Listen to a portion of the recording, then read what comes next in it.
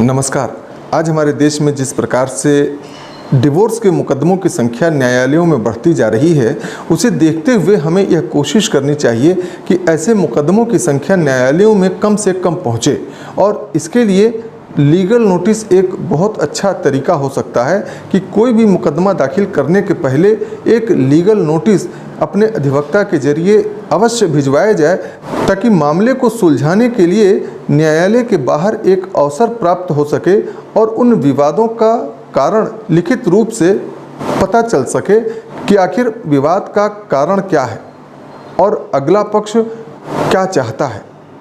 यदि अगला पक्ष उस विवाद को सुलझाने के लिए, उस विवाद को समाप्त करने के लिए अपने कुछ सुझाव, शर्त बताना चाहता है, तो वह ऐसे लीगल नोटिस के जवाब में बता सकता है और उस पर दोनों पक्ष बैठ करके बातचीत के जरिए मामले को सुलझा सकते हैं। और हो सकता है कि न्यायालय जाने की नौबत ही ना आए और न्यायालय के बाहर ही बिना मुकदमा किए हुए ही मामला सुलझ जाए। और मान लीजिए कि ऐसा लीगल नोटिस मिलने के बाद भी अगला पक्ष जवाब नहीं देता है, तो इसे उसकी उदासीनता मानी जाती है। और आगे जब भी न्यायालय में मुकदमा दाखिल किया जाता है, तो न्यायालय इस बात पर विचार करती है कि उस लीगल नोटिस का जवाब अगले पक्ष ने क्यों नहीं दिया।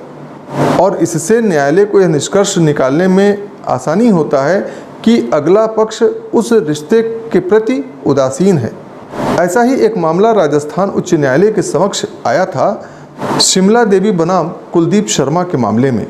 इस मामले के तथ्य यह थे कि पत्नी पति से नाराज होकर के अलग अपने मायके में रहने लगी थी और न तो पति के किसी फ़ोन का जवाब देती थी, न तो पत्र का जवाब देती थी, और पति से वह किसी भी प्रकार से बात नहीं करती थी।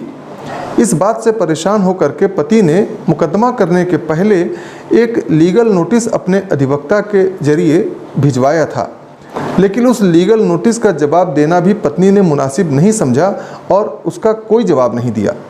अंततः जब थक हार करके पति ने न्यायालय में मुकदमा दाखिल किया, तो मुकदमे के विचारण के दौरान भी पत्नी को जब भी सुलह समझौते का अवसर न्यायालय द्वारा दिया गया, तो वह उपस्थित नहीं हुई। और पत्नी ने कभी भी यह नहीं बताया कि पति के साथ रहने के लिए उसे किन चीज़ों की आवश्यकता है, किन शर्तों पर वह पति के साथ रहने को तैयार है। ना तो वह पति के साथ रहना चाहती थी और ना तो वह पति को तलाक देना चाहती थी। ऐसी स्थिति में न्यायालय ने यह निष्कर्ष निकाला कि जब पत्नी ना तो अपनी शर्तों को बता रही है और ना तो किसी लीगल नोटिस का ही पत्नी ने जवाब दिया और ना तो वह सुलह समझौते की किसी कार्यवाही में उपस्थित हुई, तो यह उसके अभितेजन के व्यवहार को साबित करता है और पति को तलाक नहीं देना चाहती है और पति के साथ रहना भी नहीं चाहती है। तो यह निश्चित रूप से मानसिक क्रूरता गठित करता है। पति के प्रति यह एक मानसिक क्रूरता माना गया और इस आधार पर न्यायालय ने विवाह विच्छेद की डिक्री पति को दे दी। तो इस प्रकार से इस निर्णय में हम यह देखते हैं कि जब भी किसी पक्ष को लीगल नोटिस प्राप्त होता है, तो उस लीगल नोटिस का जवाब अवश्य देना चाहिए। यदि लीगल नोटिस का जवाब नहीं दिया जाता है, तो इसे न्यायालय उस पक्ष की उदासीनता मानती है। न्यायालय द्वारा यह माना जाता है कि ऐसा व्यक्ति इंटरेस्टेड नहीं है, उसे ऐसे संबंध में, ऐसे रिश्ते में कोई इंटरेस्ट नहीं है, कोई रुचि नहीं है, और इसलिए ऐसे लीगल नोटिस का जवाब न देना उसके खिलाफ जाता है।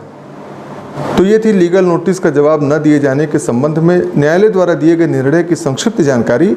आगे के वीडियो में हम आपको इसी प्रकार के और भी जानकारी देंगे, इसलिए हमारे इस YouTube चैनल को आज ही आप सब्सक्राइब कर लें।